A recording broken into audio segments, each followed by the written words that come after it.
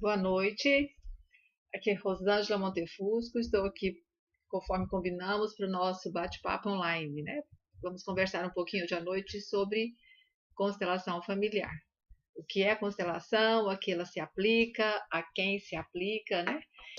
Se vocês tiverem alguma pergunta a ser feita, de questões que vocês têm dúvidas, algumas pessoas, se tiverem pendências judiciais, processos conflituosos, processos de relacionamento conflituosos, podem perguntar e, à medida é, do que for possível, né, dizer em público e falar com vocês, eu vou tentar elucidar como que se dá o pensamento sistêmico, a consciência sistêmica, né? Como analisar de forma sistêmica um determinado conflito. Também eu vou pedir a vocês, né, antes que eu esqueça, que vocês deem uma curtida aqui no nosso, se inscrevam, na verdade, no nosso canal. A gente já está acostumado a curtir, né, que a gente vai trocando as palavras. Na verdade, é inscrever aqui no nosso canal, para que vocês possam receber de primeira mão os vídeos que nós vamos postar de agora em diante. Então, mais uma vez, sejam todos bem-vindos e vamos começar a nossa conversa sobre constelação familiar. O que significa isso, né? De onde surgiu, a que se aplica, tem algo, as perguntas mais frequentes que eu ouço são: tem alguma coisa a ver com religião? É algo esotérico? Tem algo extranatural? Algo de sensorial que acontece nas constelações familiares? Vou dizer para vocês, não existe nada de religiosidade envolvido nessa prática das constelações familiares. Na verdade, é uma compreensão da vida, de como as relações se dão no contexto do nosso ambiente familiar, do nosso ambiente de trabalho, de todas as relações, né? Como que se compreende isso? E depois, como que nós podemos perceber essa relação? Nós vamos considerar que nós nos comunicamos não apenas como a comunicação verbal, mas nós lançamos mão todo o tempo da comunicação não verbal. E, a partir daí, compreender essa comunicação faz parte também de um processo que é também intuitivo. Então, nós temos um conjunto de teorias que alicerçam a constelação familiar, né? Aquilo não brota assim no campo como se fosse uma mágica. Não. Para compreender, é preciso compreender a teoria geral de sistemas, é preciso compreender como que os fenômenos se revelam. Então, na teoria geral de sistemas, de Bertalanffy, a compreensão é um modo de ver, de pensar, de entender a vida. Entende-se que um sistema, sendo um conjunto de partes, todas essas partes estão relacionadas, então nós temos microsistemas se relacionando e compondo aquilo que vem a ser um conjunto maior, que é a vida, ou um metasistema. Então, uma pessoa, um indivíduo é um sistema. Este indivíduo, dentro de um pequeno grupo chamado família, ele compõe uma parte de um sistema. Esta família, dentro de um macrosistema social, compõe um núcleo maior desse sistema, e assim até nós chegarmos no nível planetário.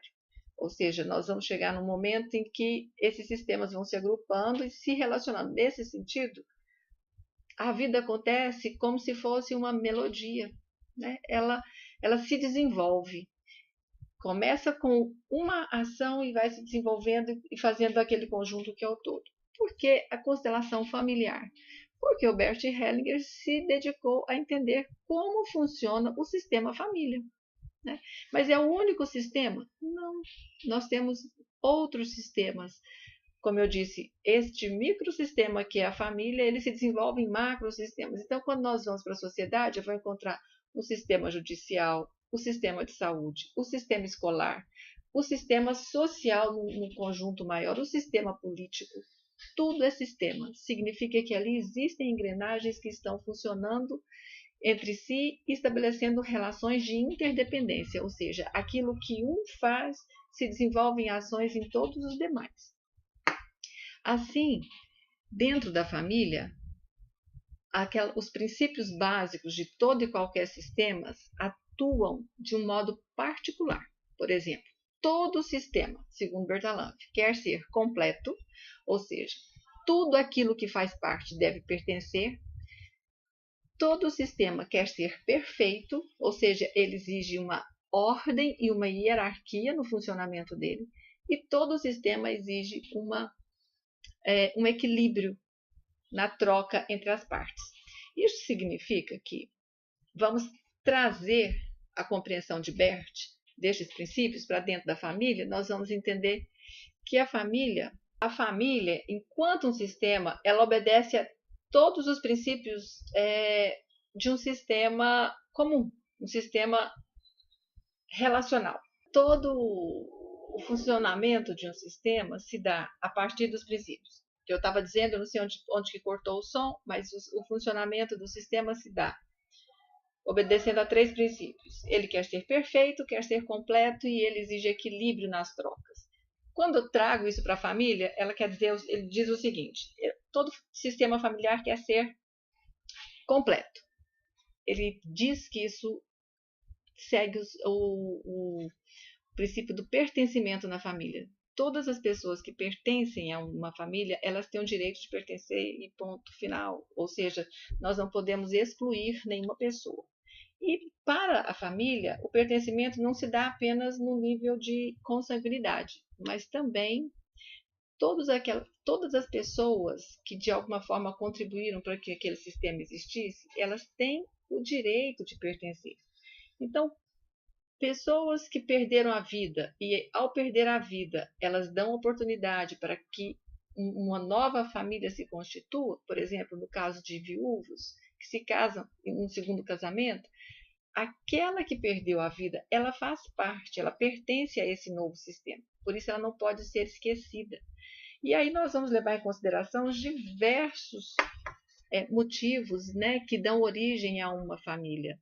As separações, as paixões, os assassinatos, todas essas pessoas que de alguma forma têm um destino difícil e que a partir de seu destino elas dão origem a uma nova família, elas têm o direito de pertencimento.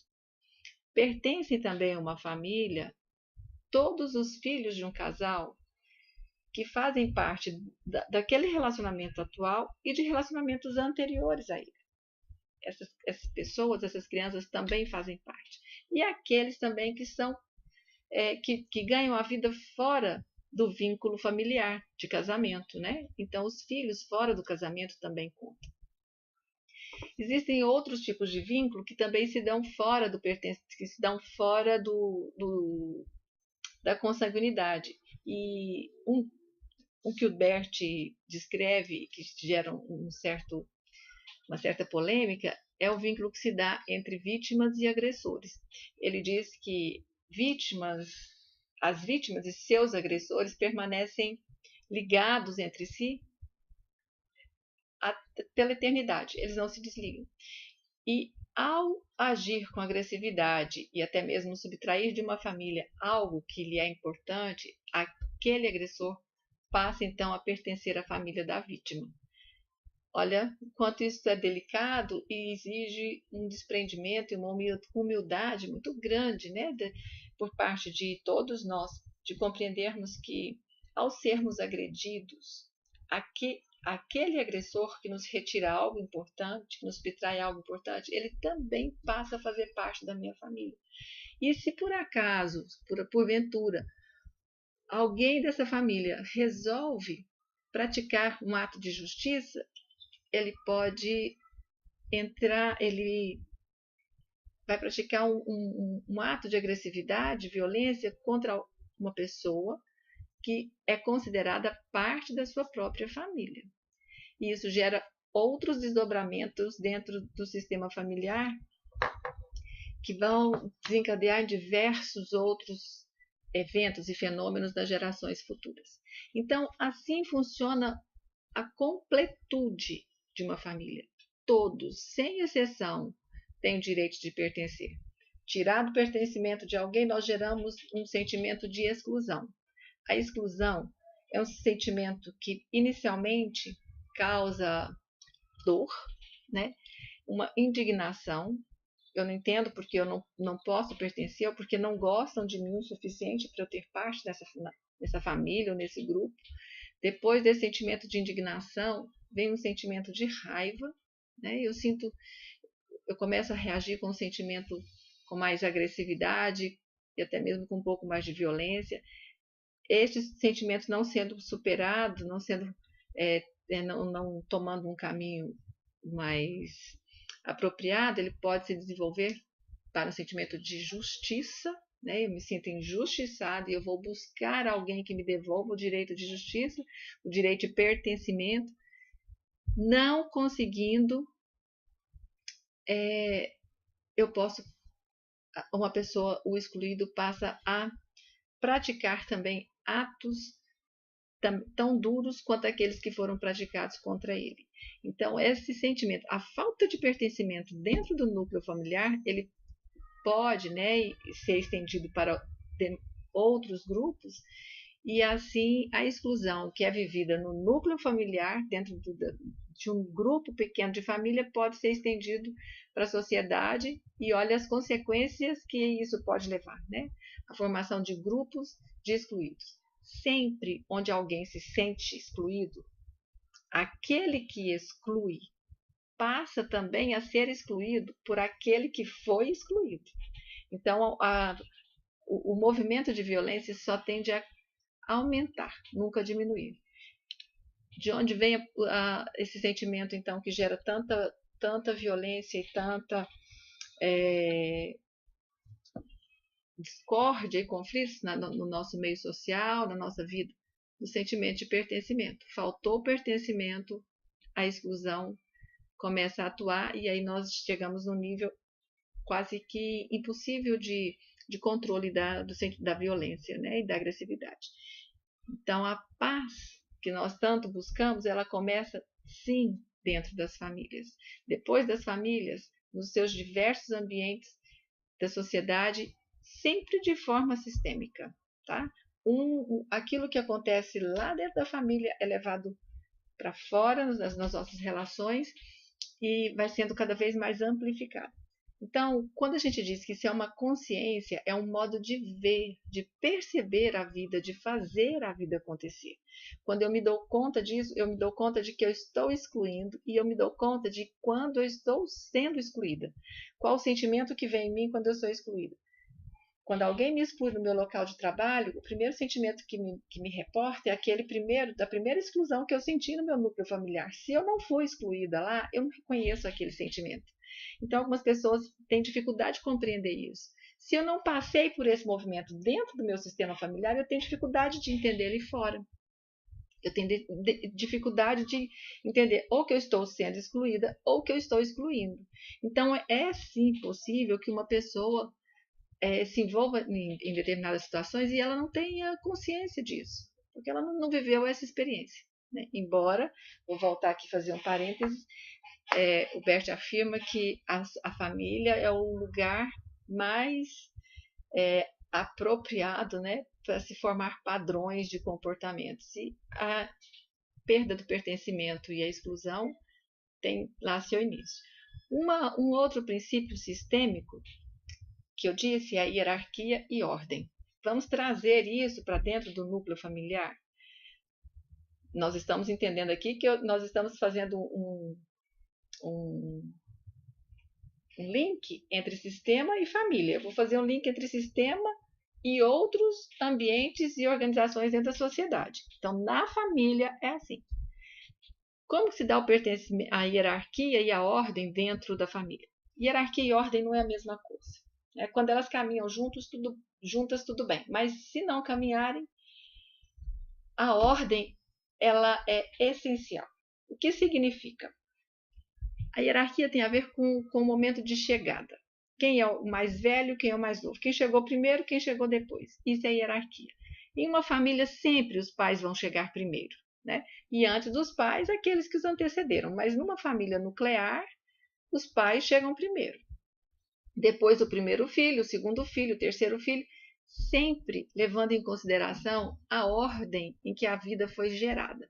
Então, o primeiro filho, ele foi gerado, mas foi um aborto espontâneo.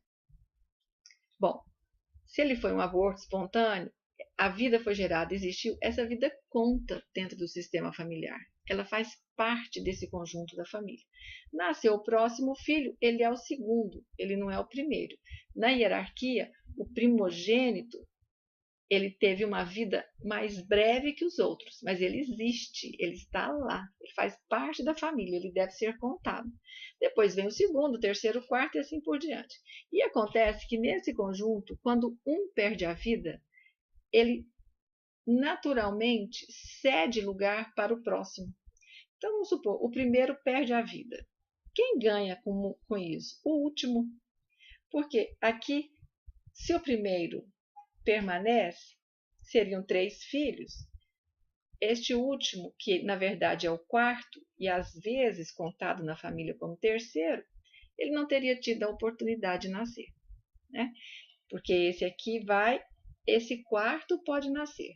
Então, quando nós olhamos para todos e damos um lugar de pertencimento, este último pode ficar livre para viver a vida dele com plenitude e com gratidão àquele lugar que foi dado. Ele vai receber essa vida como um presente, né? Que foi dado, dado a ele, que chegou até a ele, porque aquele primeiro teve um destino difícil. Isso dentro do campo familiar não é dito, mas é uma experiência que é vivida e sentida por todos. Todos podem sentir o campo da família. E aí é que vem a grande questão depois eu vou falar um pouco mais sobre o que significa esse sentir, mas isso faz parte do núcleo familiar. Colocar na hierarquia. A ordem é um pouquinho diferente. Por quê? Porque na ordem não importa se aquele que está em primeiro, ele nasceu primeiro, ou ele veio primeiro, ou não. Importa que a família precisa dele naquele lugar. Então, vamos supor que uma mãe tenha tido uma dificuldade, né, uma enfermidade ou algo que a impedisse de cuidar da família, e ela se retira temporariamente. Então, uma filha mais velha ocupa esse lugar e começa então a tomar algumas decisões, e não tanto decisões, mas a cuidar daquele núcleo familiar. Ela, na ordem, ela ocupa o lugar da mãe, mas na hierarquia não. Então ela tem a certeza de que ali ela está prestando um serviço para a família dela. Fica muito mais leve ela entender que eu estou aqui temporariamente, ocupando na ordem o lugar da minha mãe, a minha mãe volta e eu retomo o meu lugar de novo na hierarquia e na minha ordem. Se isso acontece sem que essa pessoa que saiu da ordem tenha esta consciência, ela ocupa também um lugar na hierarquia. E aí ela vai criar uma situação muito delicada com os irmãos. Porque sempre que se sai da hierarquia, sempre que o sistema familiar te convida a tomar um outro lugar na ordem, e você confunde isso com uma mudança de hierarquia, todo o sistema para. Nenhum filho é convidado a fazer algo pelo sistema tomando o lugar hierárquico dos pais. Ele apenas é convidado a suprir as necessidades da família por um determinado tempo. Então, vamos supor que um pai, uma mãe venha a falecer, perder a vida, e uma filha ocupa esse lugar. Num dado momento, ela se retira para seguir a própria vida, e os filhos seguem, e a família se organiza de uma outra maneira. Se ela não sai, ela permanece, ela impede que o destino dela se cumpra, que o caminho dela se dê de uma forma tranquila e natural, espontânea, como é esperado. O que vai acarretar isso dentro do sistema familiar? Os irmãos que receberam dela essa ajuda, a família, né, de um modo considerando todos, recebem isso, mas ficam aprisionados a ela, porque eles devem muito, né? E ao dar esse presente, ela perde, né? Quando ela dá esse presente fora da hierarquia e não da ordem, ela dá isso com peso também, e ela faz as exigências que ela precisa fazer dentro desse sistema também. Ela não se casa, ela não tem a própria família, ela cuida da família da mãe, e a família para. Literalmente, as pessoas chegam e dizem: eu não sei o que acontece comigo, mas eu não consigo avançar na minha vida. Eu chego perto de conseguir ir embora, trabalhar fora, tem um outro trabalho, mudar de cidade. Quando eu chego perto, eu não consigo fazer, ou eu vou e tenho que voltar, porque o sistema traz de volta, existe uma cobrança. E aí, neste caso em especial, existe uma lealdade, né, que as famílias exigem. Mas eu não vou falar da lealdade ainda não. Estou falando aqui só da hierarquia e ordem. Portanto, um filho pode sim ocupar o lugar na ordem que é do pai, ou um lugar grande e não pequeno, sabendo que é temporário e que ele faz isso prestando um serviço. Ele vai e volta, ele não se apega àquele lugar. Entende? Então, o que acontece? Se isso não. Quando isso se dá de uma forma natural, e as famílias sabem, vocês imaginam quantas famílias sabem disso, né, gente? Uma coisa algo que deveria ser conhecido e discutido entre as famílias, né? Como eu disse, um modo de pensar, de viver, de ver a vida dentro de um contexto, é algo que tem trazido tantos transtornos para as famílias. E o outro ponto, o outro princípio dentro do princípio sistêmico é o equilíbrio, que a gente chama de homeostase. Quando a gente traz para o corpo humano, né, que é um sistema, a gente fala de homeostase. Dentro da família, nós chamamos de equilíbrio entre dar e receber. Entre os membros de uma família é preciso ter equilíbrio. E a questão do equilíbrio na relação de casal, ela é muito importante. Ela é responsável por um número muito elevado de rompimentos dentro de uma relação afetiva. Porque quando alguém oferece algo para o outro, ele espera uma retribuição, uma troca. É preciso estar equilibrado nas relações entre dar e receber. Acontece que nós, às vezes, temos um equívoco na compreensão disso, né? Nós entendemos que quando eu recebo algo de bom do outro, eu devo oferecer também algo para ele de bom. Isso faz parte das nossas relações de amizade, relações sociais, né? Eu recebo algo do meu vizinho, ele me dá um presente, um bolo, aí eu costumo devolver, atravessa com outro bolo. Para quê? Para equilibrar. Agora, na relação dentro da família, isso é muito importante. E aí nós vamos entender, eu vou falar para vocês que dentro da própria da família existem ainda microsistemas funcionando. E aí esta divisão e esse equilíbrio dentro do microsistema é um pouco mais complexo. Por exemplo, existe o microsistema que é o do casal, que é homem e mulher. Existe um outro microsistema que é pai e mãe. E existe um microsistema de filhos. E ainda nesse conjunto dos filhos de irmãos. Então, o homem e mulher, a relação deles é diferente da relação de pai e mãe. Homem e mulher, eles se amam, eles têm uma atração física, eles têm atração um pelo outro, eles têm algo que os aproxima, que eles chamam inicialmente de amor, mas que é de verdade uma motivação de um pelo outro, que eles também não sabem bem qual é no começo.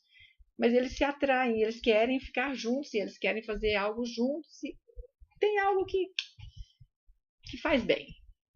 Na relação de pai e mãe, não é assim. Pai e mãe, a relação deles é com os filhos, não é um com o outro. Pai e mãe não namoram.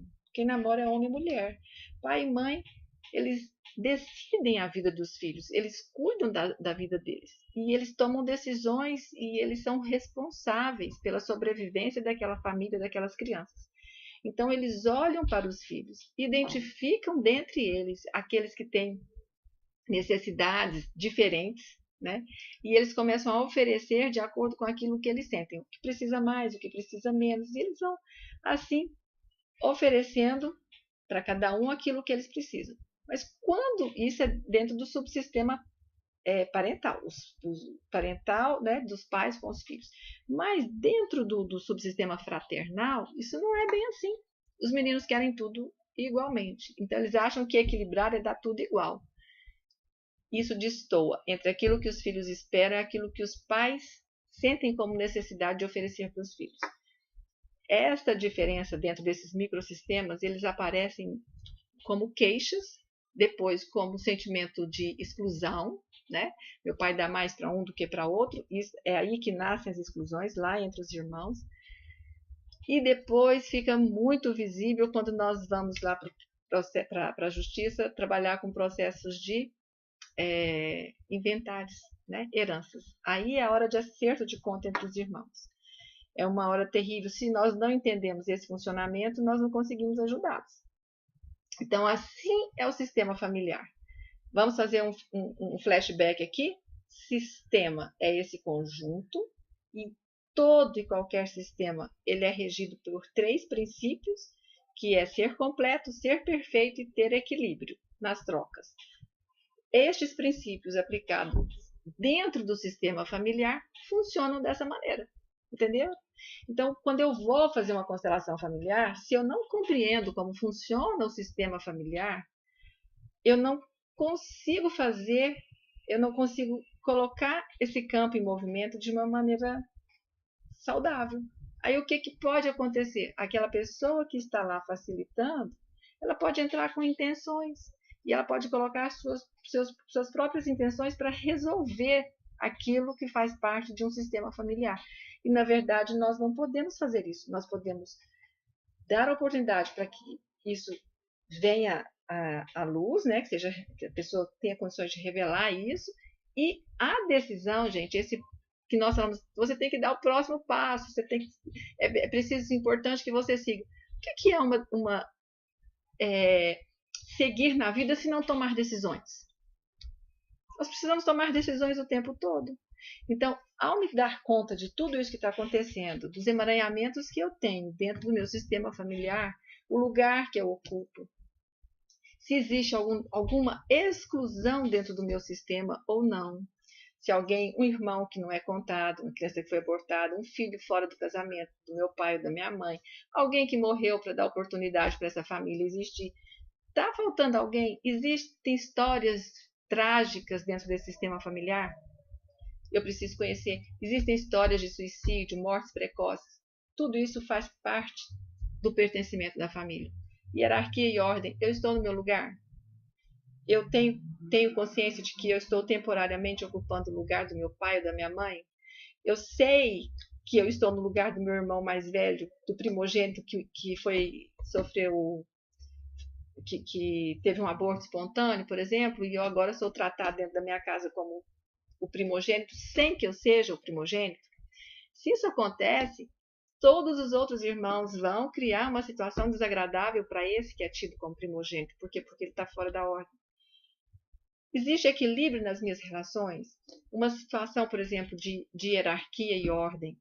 Em famílias que têm mais de multifamílias, né?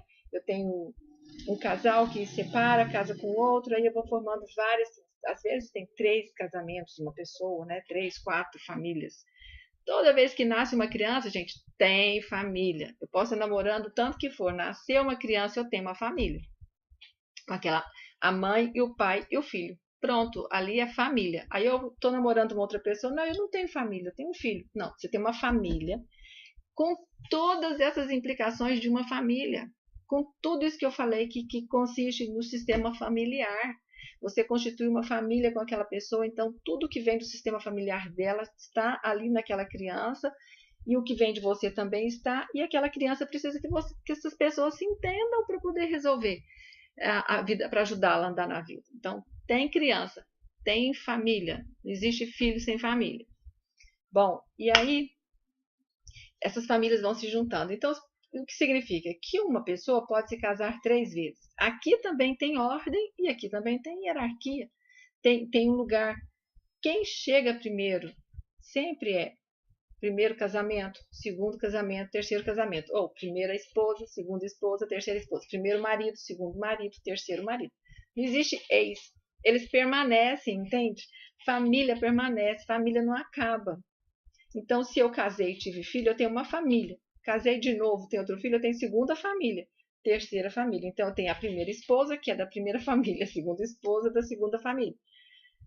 Se eu consigo compreender isso aqui, fica muito simples. Se eu começo a excluir tudo isso, eu vou fazer, se eu começo a tirar o pertencimento dessas pessoas, o que eu faço com elas? Naturalmente elas se tornam excluídas. Então, quando a primeira esposa perde o pertencimento, o direito de pertencer, ela se torna excluída, e onde tem uma exclusão existe todos aqueles sentimentos que eu disse para vocês. Tem sentimento de indignação, por quê? O que aconteceu? Como que essa pessoa não lembra quem eu sou? Como que ele se esquece de quem eu sou? Como que ele permite que alguém fale tão mal de mim? Como que pode permitir que alguém me maltrate desse jeito? Olha, eu sou a Rosângela, entende? Assim, sou eu que estou aqui. Então, uma necessidade de ser vista, de ser incluída.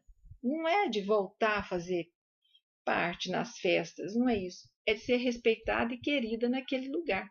Todos nós queremos ser queridos, né? Então, o que acontece é isso aí, quando eu faço essa exclusão, eu gero um movimento de violência, de agressividade e sofrimento, e aí eu penso, eu faço, ela está sofrendo, mas eu estou bem.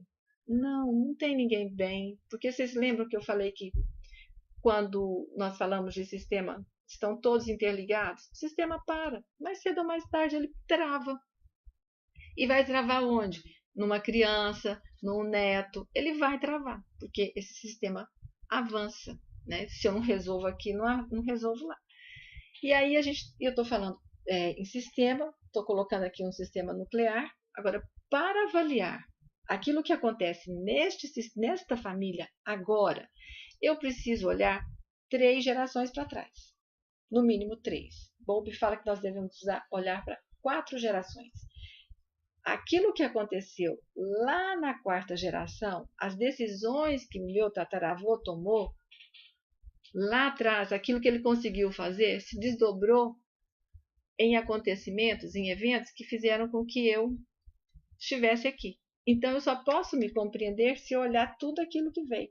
Aí eu trago para vocês uma reflexão. Nós vamos para uma constelação sempre pensando em olhar no retrovisor, né? Para ver o que aconteceu lá. Olha, foi isso, então eu tenho que deixar ir embora. As pessoas sempre pensam, não, eu tenho que deixar ir embora. Não. Numa constelação, tudo que nós temos que fazer é pegar tudo. É reconhecer tudo aquilo que aconteceu. É dizer, tudo isso é parte daquilo que eu sou. Então, o padrão lá foi esse, é minha responsabilidade agora, nesse momento, tomar uma decisão que nos leve para o mais, que nos leve para um processo de evolução. Quando a gente diz o sistema travou, ele para. As decisões vão sendo tomadas de tal forma que ele não consegue avançar. Se eu consigo, ao perceber isso, olhei, vi o que aconteceu, tomei consciência disso, olho para isso de um modo sistêmico, sem julgamento, gente. Tudo o que aconteceu lá não tem volta. Não é possível desfazer, até mesmo porque nós nunca vamos querer desfazer o que aconteceu lá. Porque um evento puxa outro, e hoje, quando eu olho para os meus filhos, eu não posso falar, eu não gostaria que os meus pais tivessem deixado a família deles e mudar de cidade. Não, eu queria sim, eu tinha que encontrar minha mãe, que eu tinha que nascer, que eu tinha que encontrar meu marido, que minhas filhas tinham que nascer. Então, quando a gente olha para trás, nada daquilo pode deixar de existir. E eu não posso simplesmente falar, não, isso não tem nada a ver comigo.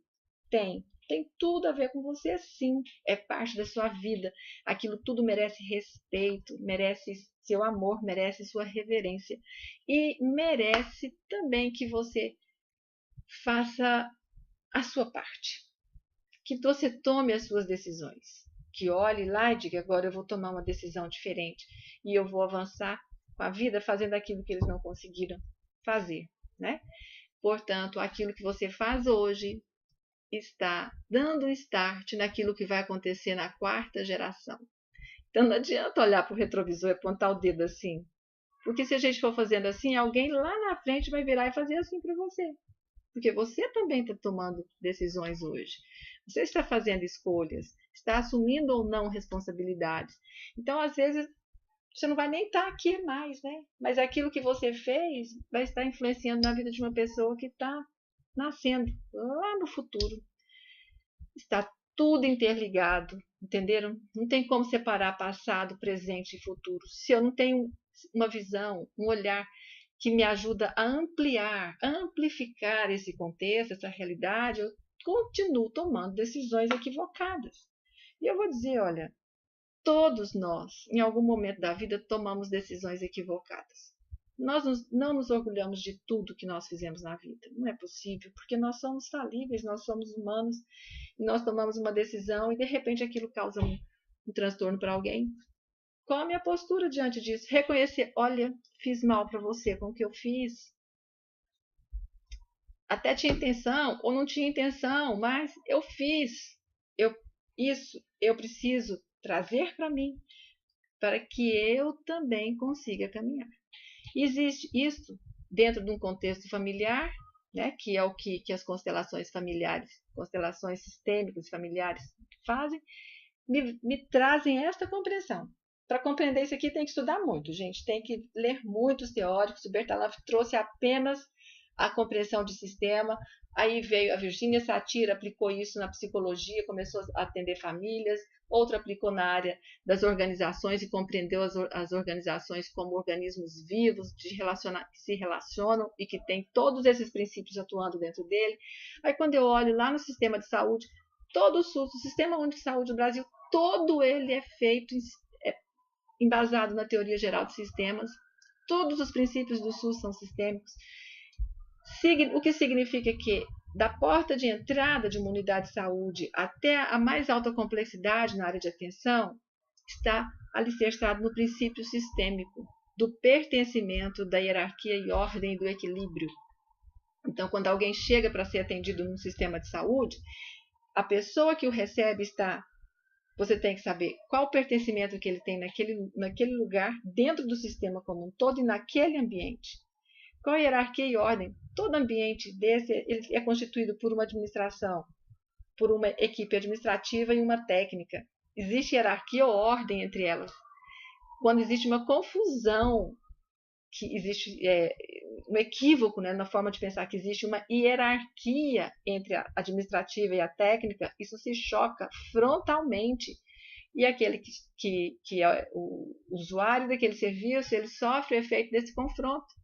Né? Por quê? Porque aqui não tem hierarquia, tem ordem.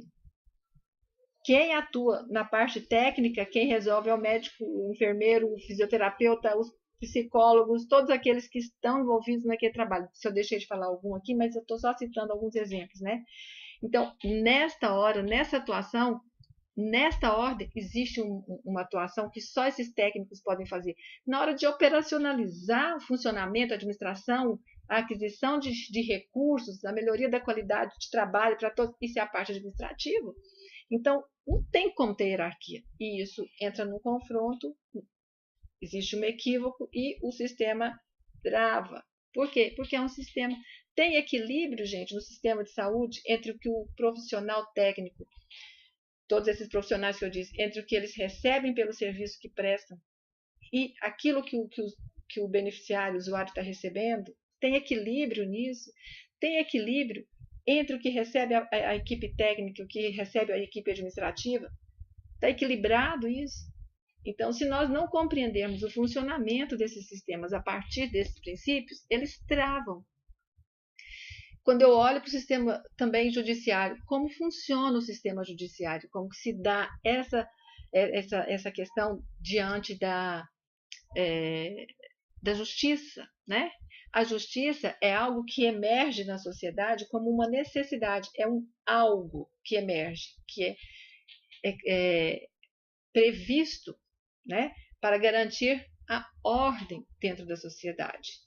Existe uma previsão de leis e de penas com aplicabilidade já prevista para casos e casos, né? Mas dentro do sistema judiciário, como que isso acontece, né? Lá entre as pessoas que estão trabalhando, como se organiza aquele ambiente sistêmico do judiciário. Aí aqui eu quero falar com vocês um pouquinho qual que é a diferença entre direito sistêmico, justiça sistêmica e mediação sistêmica. São situações diferentes. Por quê? Quando eu falo de justiça, eu falo de algo grande. Para eu falar de justiça sistêmica, eu tenho que estar falando de macrosistema. Eu não posso estar falando de processo judicial. Eu tenho que falar de macro. Ou seja, aquele sistema, a justiça é aquilo que organiza a previsibilidade da lei para uma sociedade, para uma nação, para um planeta. Então, quando eu estou falando de justiça, eu não posso falar da justiça do Brasil, a justiça de Goiás, a justiça do Brasil, a justiça ali. A justiça é a justiça, ela é maior que tudo isso. Então, eu tenho que compreender esses princípios sistêmicos do pertencimento. Vamos lá, hein? Falar em pertencimento dentro da justiça e levar a justiça para essa compreensão macro. Todos pertencem. O que nós vamos fazer com pessoas que estão morrendo de fome há milhares de anos? Não só agora. Agora a gente está vendo alguns. Mas quantos? Vamos olhar para aquelas pessoas que vivem em países em que eles não têm acesso ao que é básico para a sobrevivência.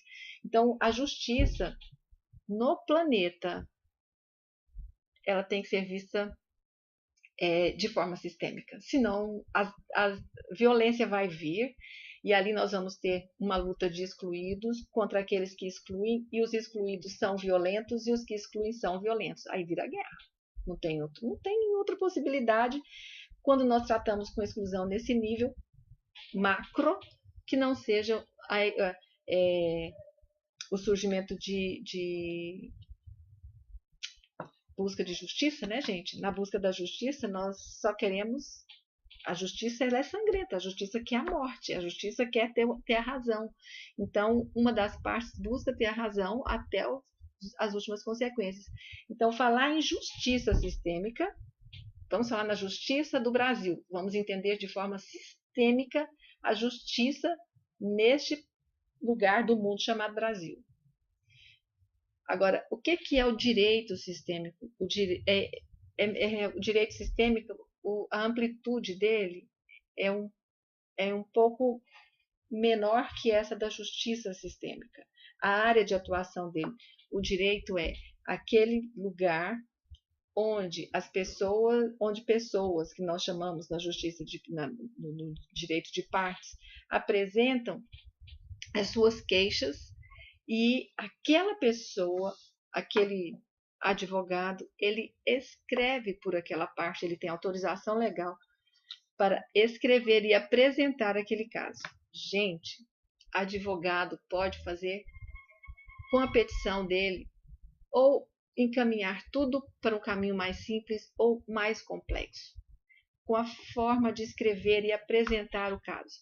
Se ele entende, dentro de um caso de família, que está acontecendo ali uma exclusão da primeira mulher, e isso está levando a uma alienação parental, a forma de escrever isso e apresentar isso tem que ser muito humana, sabe? Tem que ser alguém que olha com muito amor. Eu vou usar a palavra amor aqui como sendo a essência da alma humana para apresentar aquele caso. Se acontece o contrário, ele pode provocar uma ruptura dentro da família. Ele pode paralisar um sistema por várias gerações. Se o movimento que ele starta com uma petição é um movimento de violência que dura 10, 15 anos, né? Então, no direito sistêmico, a apresentação das leis, a apresentação do pedido do direito de cada um tem que ser feito entendendo o contexto, né? Como que isso se dá? O que dentro daquele sistema está estragado, tá travado, desculpa. Por exemplo, uma mulher que tem um filho de um homem que não a reconhece como família. Ela tem um filho e ele reconhece o menino e diz: não, eu não reconheço, eu não tenho casamento. Gente, casamento não é porque a gente assina um papel, não. Casamento é porque tem família. Casamento, né? Tem aquela cerimônia, mas a família tem uma mulher, tem pai e mãe. Então, aquele reconhecimento, ele dá o pertencimento para ela. Sempre que nós tratamos, sempre que a gente trabalha nessa área do direito, eu sou encantada com ela, sou encantada com a área da justiça, porque se existe um lugar onde a gente pode minimizar, né, essas questões conflituosas, tanto nos sistemas micros, que são as famílias, como na sociedade, é com pessoas que olham que tenha a habilidade e a sensibilidade de olhar para essas questões com esse olhar amplo, sistêmico, fazendo essa compreensão, né, e agindo de forma simples e humilde, reconhecendo, né, que o advogado dentro do sistema familiar ele é o último. Tem hierarquia também, né, dentro da profissão. Todo profissional é o último a chegar dentro de um sistema familiar. Então eu só posso trabalhar para uma família se eu tiver respeito por ela. Se eu reconhecer a família, né, primeiramente, eu reconheço aquelas partes, eu reconheço, mesmo que não tenha casamento, eu reconheço a mulher, o homem e a criança como uma família, respeito essa família e me coloco disponível para oferecer o melhor trabalho para eles, dentro dessa perspectiva. Então, eu sou o último, eu vou me retirar de lá e ao me retirar, eu preciso deixá-los melhor do que chegaram. Então, este é um princípio que atua dentro do direito sistêmico. Tá? Como apresentar? E o direito apresenta também casos de crimes, né? De transgressões, onde pessoas vão ser punidas. Então, é muito importante que o advogado perceba, quando ele entra dentro de uma causa criminal, se ele está tomando o lugar de.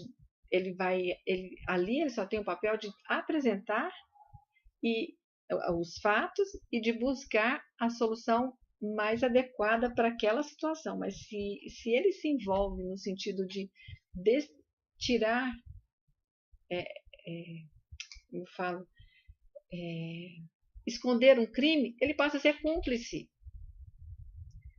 Então, sistemicamente, ele que era o último, que tem só o papel de apresentar aquele caso, ele passa a ser cúmplice de uma pessoa porque ele está escondendo um crime que não é dele, é de uma outra pessoa.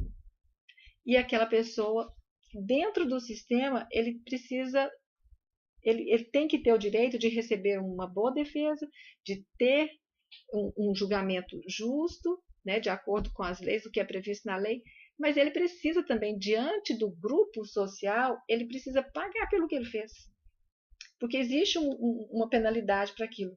Então, o advogado, dentro do princípio do direito sistêmico, ele tem um papel essencial. E eu fico super satisfeita de ver a quantidade deles buscando conhecer e compreender esses princípios, né? E a atuação deles. E também na mediação. O que é a mediação sistêmica? A mediação é um ato. Um ato. Justiça desse tamanho, o direito, esse contexto de apresentar e de trazer esses casos da justiça, e a mediação é a audiência. É aquele momento em que aquelas pessoas que estão se desentendendo vão se encontrar para falar sobre a dificuldade delas. Então, o mediador sistêmico, ele precisa, se ele vai trabalhar com família, ele precisa compreender tudo isso de família, que eu falei aqui, né? Como que se dá esse ordenamento dentro do sistema familiar. Se ele tem essa compreensão, ele atua com muita liberdade durante a audiência, simplesmente posicionando as pessoas no lugar certo, né? Não tem hierarquia? Vamos colocar na hierarquia, vamos colocar na ordem. Essas pessoas, deixem elas sentarem, vamos colocar a família no lugar dela, os advogados no lugar deles. Os advogados são parte do sistema judiciário, ele não é parte da família. Então, uma coisa simples que se faz é não colocar o advogado do lado das partes. Ele não é parte da família. Ele é parte do sistema judiciário, ele pertence ao sistema judiciário. Quando eu faço um gesto simples de acertar isso, ele passa, então, a exercer o papel dele, ele toma consciência daquele lugar e ele se entende como parte do sistema judiciário. Todas aquelas pessoas ali ajudando essas duas partes a resolverem as dificuldades deles. Quem pertence à família? Então, quem pertence fica junto numa ordem hierárquica. Ah, Rosângela, tá, mas quando é marido e mulher? Bom, dentro do princípio sistêmico, não tem hierarquia entre marido e mulher, né? E também não tem hierarquia entre pai e mãe. Os dois são igualmente importantes dentro desse contexto sistêmico. Porém, o Bert sugere que a mulher fique à esquerda do homem. Sempre, vamos supor, eu sou a mulher, o homem estaria deste lado. Este é o lugar de quem lidera dentro do sistema. É assim, olha, vamos lá para o sistema, depois eu falo do escolar. Eu tenho uma pressa para ir falando, né? Então, dentro do sistema familiar, se o homem ocupa este lugar e a mulher este, ele fica com o lugar de quem lidera. Acontece algo dentro do sistema familiar e ele tem que se retirar desse lugar de liderança, a mulher muda na ordem e vem para esse lugar. Porque não tem hierarquia. Então, de acordo com a necessidade do sistema, eles podem alternar esses lugares. Mas ele diz: se o homem lidera o sistema familiar, dentro de uma audiência, ele deve se colocar nesse lugar. Quando você coloca aqui, ele puxa aquela responsabilidade que ele não estava querendo pegar, ele puxa para ele, porque ele é colocado no lugar de quem lidera. E é importante que ele faça isso, porque as decisões que eles tomarem neste momento vão interferir na vida dos filhos, dos netos, né? Porque não tem como negar que dali para frente eles não param mais. Aí vem filho, neto, bisneto, tataraneto, vem dali para frente. Eles não terminam mais, né? Então, quando o homem é colocado nesse lugar, ele puxa para si uma responsabilidade e fica bem mais fácil resolver as questões deste sistema. Então, isso funciona assim, gente. Parece simples e é simples, mas exige que se estude, compreenda isso, né? Quando nós falamos, então, do sistema de saúde, sistema judiciário, sistema escolar, gente, como funciona? Vamos entender como funciona o sistema escolar, quem pertence a esse sistema, como que se dá hierarquia e ordem dentro de uma escola e dentro do sistema como um todo. A escola é um microsistema, né? Aí, quando a gente passa para um macrosistema que envolve as políticas educacionais, isso é um macro, e eu tenho que entender isso dentro de um contexto de uma nação. Então, eu tenho que ir compreendendo sistemicamente cada ambiente onde eu me coloco. Então, dentro do sistema escolar, por exemplo, tem lá, tem o pertencimento, né? Os pais, dentro da escola, eles têm um papel muito importante, porque a escola existe, porque os pais precisam que as crianças recebam essa formação, essa educação formal, né? Então, a escola existe em função da família. E isso é interessante que eu sou professora e a gente testa isso assim o tempo todo, né? Então, quando você coloca esse lugar que eu te disse aqui, este não é o lugar de quem lidera. Quando eu, professora, sento para conversar com um aluno aqui nesse lugar, o aluno fica grande, inventa desculpa, faz. Quando eu coloco ele desse lado de cá, vocês sentiram imediatamente quando eu fiz isso. Olha aqui, o aluno aqui, olha o tamanho do aluno aqui, para conversar comigo. Olha o tamanho do aluno aqui para conversar comigo. Vocês estão percebendo isso só de olhar. Olha o tamanho que ele fica aqui. Então, quando eu coloco ele aqui, ele me ouve e ele fica no lugar apenas de aluno. Assim é com pai e mãe também. Quando eu coloco o filho aqui para eu conversar, olha o tamanho que o filho cresce. Ele fica no lugar de quem está liderando. Quando eu ponho o filho aqui, olha o tamanho que o filho fica. Entendendo? É simples, um movimento simples que eu fiz, vocês perceberam. Este movimento eu estou trazendo agora para dar um start em vocês, para entender como que se dá isso no campo. Como que nós percebemos isso no campo? Nós utilizamos como processo metodológico a fenomenologia. O que é fenomenologia? O que a gente busca da fenomenologia? A percepção, a compreensão, a intuição e a sintonia. Como isso pode ser testado, tá? Eu posso me colocar. Vocês podem fazer isso no seu dia a dia e prestar atenção. Por exemplo, você está no seu trabalho lá e está sentindo que tem alguém que está com uma questão tá difícil. Aproxima e veja o quanto aquela pessoa permite a sua aproximação. Não vá. Não. Veja quanto ela permite que você chegue perto. E chegue só o tanto que ela permite. Você vai sentir com o seu corpo que aquilo que vem dela te segura. Então eu vou perceber, eu vou refinar a minha percepção. Eu posso tocar em alguém. Por exemplo, quando que eu posso tocar? Quando alguém me autoriza. Eu vejo assim, às vezes a gente orienta alunos, né, de que eles devem, os acadêmicos principalmente da área de medicina, de enfermagem, né, que eles devem tocar na pessoa e falar. Não, nem todos.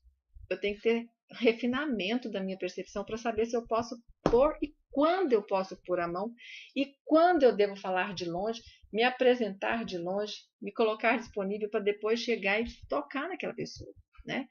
Isso é refinamento. Eu vou perceber isso. Primeiro eu vou observar e vou fazer esse exercício comigo mesmo. Eu posso, eu não posso. Vocês sentem isso? Olha, nossa, eu fui no lugar, saí de lá tão cansada. Por quê? Você entrou mais do que devia. Você chega, sente o campo, afasta e acha o seu lugar naquele ambiente. Às vezes você quer sentar na primeira fila, o seu é na última. Se você fica na última, você fica bem. Se você quer ir para a primeira fila, você sai de lá exausto. Você chegou perto demais daquilo que você não devia chegar. Então volta. Tá vendo que aqui tudo agora comporta a humildade, né? Neste campo, nós temos que ser muito humildes. Só o meu lugar, só aquilo que é meu. Aquilo que é meu, eu não dou. Mas aquilo que é do outro, eu não avanço sobre ele também, né? Isso é ser humilde. Isto é ficar naquilo que é seu. Aquilo que é meu me basta. O meu lugar. O meu lugar no mundo, o meu lugar no trabalho. Sempre que eu estou no lugar certo, no meu lugar, eu não me sinto cansada, nem exausta. Trabalho naturalmente. Posso ter uma sobrecarga grande de trabalho, mas natural. Não aquele trabalho que te faz, ai, não suporto, nossa, sai cansada, dolorida. Não, natural. Então, esta é a observação, a compreensão do contexto, a intuição, né? Nós, o tempo todo, nós estamos tendo pensar, vou pegar aqui, olha, mais uma parte técnica. Então, o tempo todo nós estamos recebendo informações do campo. Como que nós recebemos essas informações, gente? O que é esse processo fenomenológico? O que é a percepção? É o quanto eu consigo aprender da realidade e decodificar essa realidade. Aqui eu estou o tempo todo influenciada por diversos fatores. Tem uma luz aqui que faz um calor, tem luz aqui. Aqui não tem muito som, mas em alguns lugares os ruídos, né, também incomodam. Então tudo isso vai me inundando de informações e eu vou decodificando algumas. A nossa percepção da realidade é a mesma coisa. Eu decodifico algumas. Eu vejo muito mais do que eu consigo decodificar. Eu sinto muito mais do ambiente do que eu consigo decodificar. E à medida que eu vou tomando consciência disso, eu vou ampliando a minha consciência. Aquela parte de mim que consegue ler e presentificar. E aí, os nossos pensamentos, né, eles atuam como eu percebo a realidade, aí, quando eu permito que ela faça parte daquilo que eu estou vivendo, vem um pensamento, que a gente chama intuição. O que é intuição? É aquela parte da sua consciência que está ligada num contexto muito maior do que o que você consegue ver. Simples assim. Nós estamos o tempo todo conectados a muito mais eventos que estão acontecendo do que a gente está conseguindo descrever, decifrar. Aí vem esse pensamento e diz, olha, isso assim, assim. Porque você... Pensamento, né? A nossa consciência é fluida, ela percebe muito mais. Então, quando eu ouço a minha intuição, eu posso avançar um pouco mais, eu posso assumir mais riscos. Mas aqueles que querem ver para crer têm uma dificuldade enorme para acreditar na intuição que tem. Às vezes tem muita intuição, mas não acredita nela. Aí ele testa para ver se está certo e às vezes o certo não era o certo dele, né? Então, nesse contexto, esse campo se mostra. E aí eu digo, olha o tanto que isso é bacana. A ação dramática da constelação é uma ação... Eu não sei se vocês que estão ouvindo, algum de vocês já tiveram a oportunidade de estudar ou ler sobre o psicodrama, mas é uma ferramenta que é uma teoria e também um recurso muito importante dentro da psicologia, né, para atualizar sentimentos. Então, eu trago para a ação aquilo que está lá na minha mente subconsciente. E junto com essa ação, eu trago de volta espontaneidade e criatividade. E à medida que eu consigo ser espontânea e criativa, eu consigo resolver ou encontrar soluções mais eficientes para aqueles questionamentos e para as minhas angústias. Então, no ato dramático, eu posso ressignificar uma série de realidades que foram criadas na minha mente subconsciente e achar uma saída criativa para ela aqui e agora. Aqui e agora. Então, tudo aquilo que eu faço aqui agora, eu mando uma mensagem nova para minha mente e ali eu começo a agir de uma nova maneira. Se eu faço isso, gente, eu mudo tudo para frente. Eu sou tomada por uma coragem, uma força para fazer, né? Porque eu acredito naquilo que eu intuí, eu faço. Tem chance de dar errado? Não. No mínimo, você às vezes não faz da primeira vez. Você vai ter que fazer a segunda, vai ter que fazer mais um pouco, até chegar no resultado. Mas certamente você tomou uma decisão que implica em agir e não em deixar de agir. Porque na maioria das vezes as pessoas sempre tentam buscar uma decisão no sentido de deixar de fazer algo. Tipo, eu tenho que me separar, eu tenho que deixar meu emprego, eu tenho que. Sabe, coisa assim, eu tenho sempre que a decisão parece que é deixar. A decisão nunca é deixar, a decisão é agir. Eu preciso deixar meu marido? Não, eu preciso encontrar o amor da minha vida, eu tenho que saber se é ele, eu tenho que saber onde que está, eu tenho que buscar o amor da minha vida. É isso que a gente faz todo o tempo.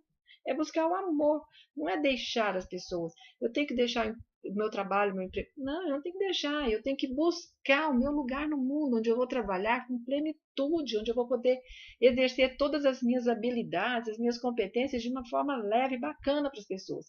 A decisão é sempre no sentido de buscar aquilo que me chama. E ao contrário de usar aquele pensamento pouco criativo e pouco espontâneo que é fazer mais do mesmo. Não é isso? A gente faz mais do mesmo o tempo todo. Não, eu vou deixar esse emprego, vou arrumar outro que eu vou ser infeliz, porque eu não fui buscar um trabalho que é o meu trabalho, que é o meu lugar. Então, a ação dramática traz essa possibilidade, e nesse sentido ela age como um milagre. Por isso que é tão rápido na constelação. Eu trago esse contexto familiar junto com essa compreensão, com a intuição de quem conduz a constelação, né? E aquelas pessoas que se colocam ali como representantes, o que acontece com elas, que elas sentem tudo aquilo que acontece no campo. Nem todas as pessoas conseguem ser representantes, hein? Porque se ela tem muita intenção, ela começa a fazer só o que ela quer. É igual o facilitador. Se ele tem muita intenção ali no campo, ele vai fazer o que ele quer. Não aquilo que ele está intuindo e testando ali no campo, deixando o campo agir sozinho. Então, o representante, ele entra nesse contexto. Aquela pessoa que está ali, ele está a serviço dela. As perguntas estão chegando, eu vou parar, vou dar um break aqui e vou acabar de falar isso aqui e continuo falando nas respostas, né? Acho que fica mais ágil. Então, ele entra naquele lugar, ele se coloca disponível e sem nenhuma intenção. De preferência, ele não deve saber absolutamente nada do outro, porque naquele momento ele vai prestar um serviço para aquela outra pessoa. Eu não disse para vocês que nós sabemos muito mais do que a gente acredita que sabe. Então, tudo aquilo que faz parte do meu sistema familiar está aqui comigo. E quando aquela pessoa se coloca nesse lugar, eu digo, ela vai representar o seu pai.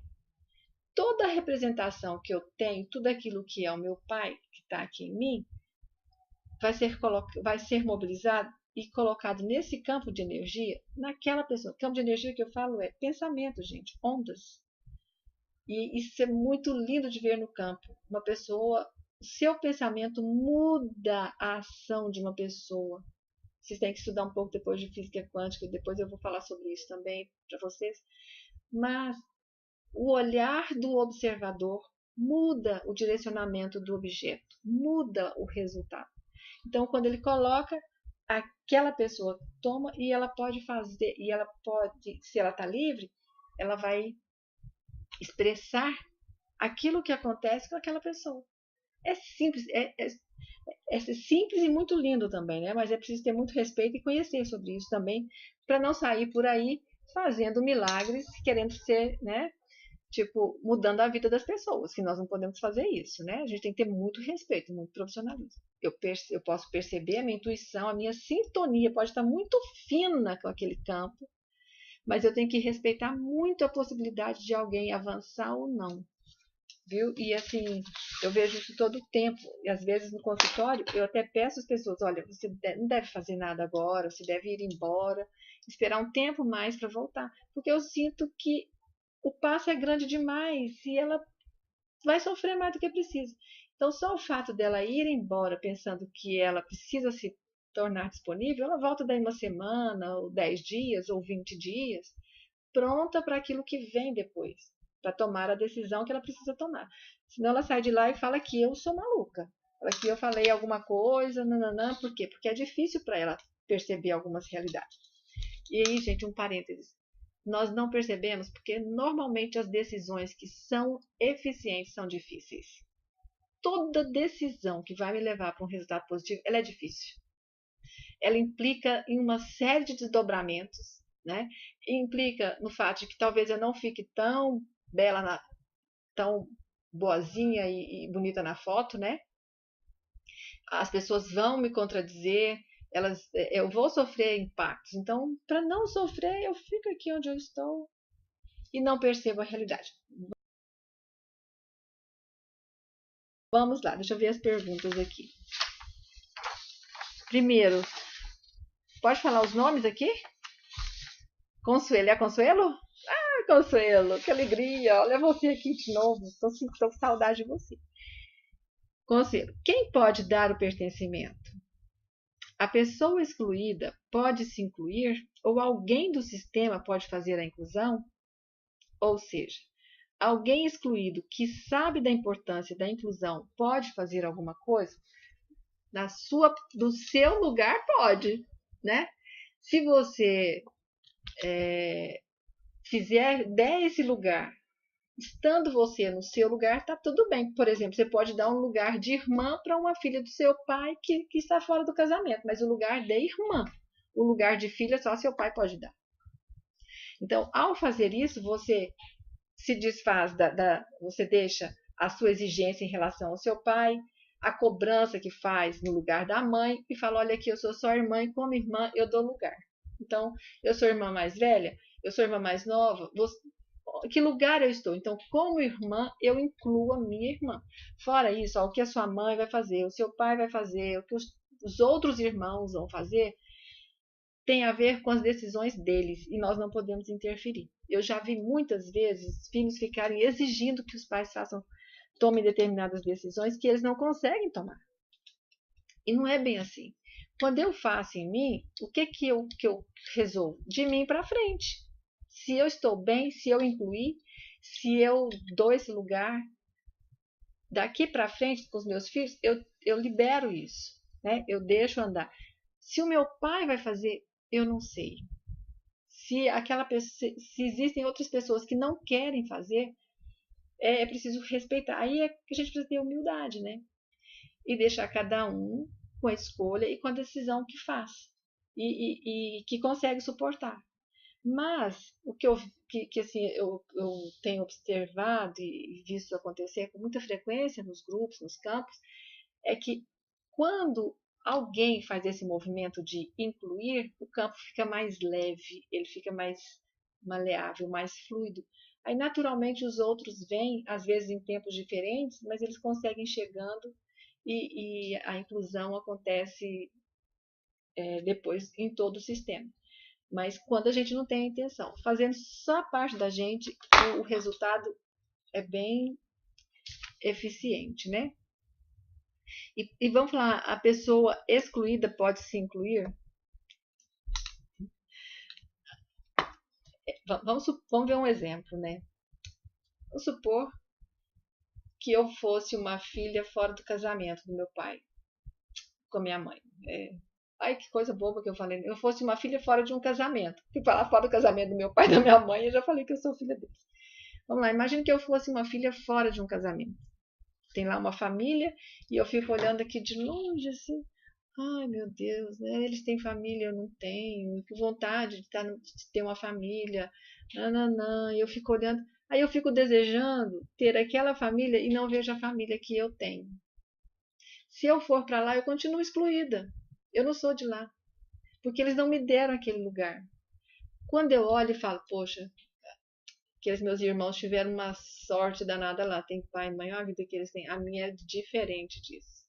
A minha não é bolinho, não. Eu vou ter que fazer outras coisas, porque a minha família é diferente. A minha mãe é diferente daquela, tudo aqui é diferente. Então a família que eu tenho não é pior, ela é diferente daquela. Aí eu consigo buscar meu poder pessoal e sair do lugar de exclusão. Se eu não faço isso, eu fico indo na justiça. Aí o pai não me reconhece porque ele não pode fazer diante daquela outra família. Aí aquilo toma uma proporção na minha vida e no meu destino que me impedem de agir. Quando a gente tem essa consciência, né, quando você consegue ampliar sua visão de forma mais sistêmica, o que você consegue fazer? Sair do lugar do excluído. Gente, é um milagre quando alguém consegue sair do lugar do excluído e falar: a minha vida é esta. E assim eu vou buscar aquilo que eu preciso e que me falta.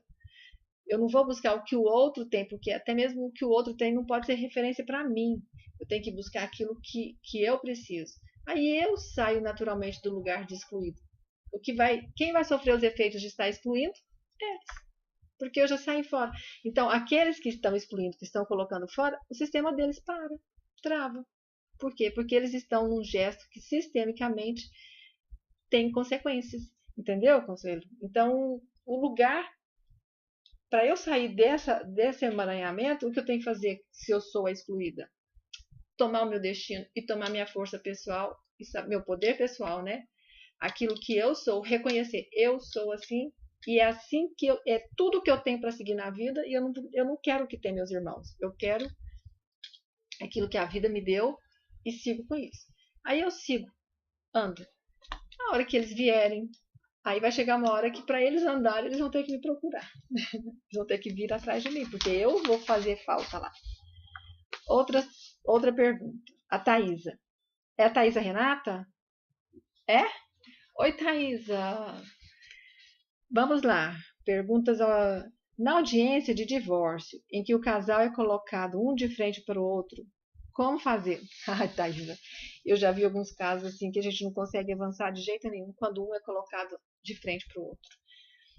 É uma posição de confronto e busca de poder mesmo, sabe? Então, se eles não concordarem em ficar um ao lado do outro, o melhor é que não seja um de frente para o outro. Coloque o advogado de frente.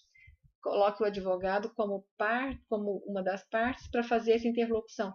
E aí, se o advogado tiver uma visão sistêmica, ele pode reduzir muito o impacto e os efeitos de uma audiência dessa. Né? Porque ele entra não sem julgamento, sem intenção e sem amor pelo cliente dele. Essa é a postura do advogado numa situação de divórcio. Sem intenção, sem julgamento, sem intenção de resolver a situação da família, mas apresentar o fato e levar um bom encaminhamento, sem julgamento, né? Sem tomar o seu cliente como aquele que tenha o direito, né? E sem amor pelo cliente. Porque se ele tem, ele vai querer fazer o cliente dele ter vantagem. Se alguém tiver vantagem, todos perdem. Neste caso, quem conduz uma audiência dessas tem que ter muita sensibilidade para saber colocar as pessoas no lugar certo, fazer as perguntas certas, né? Colocar os advogados ao lado do juiz, de preferência numa audiência assim, o mediador, os advogados devem trabalhar juntos, procuradores, né? Eles devem trabalhar juntos em favor da família. Mas realmente é uma posição de confronto e se não for possível de alguma forma fazer com que eles se olhem e que ou trazer à memória deles fatos que no passado uniram e aproximaram os dois, torna-se uma audiência muito pesada mesmo, muito difícil de levar adiante, né?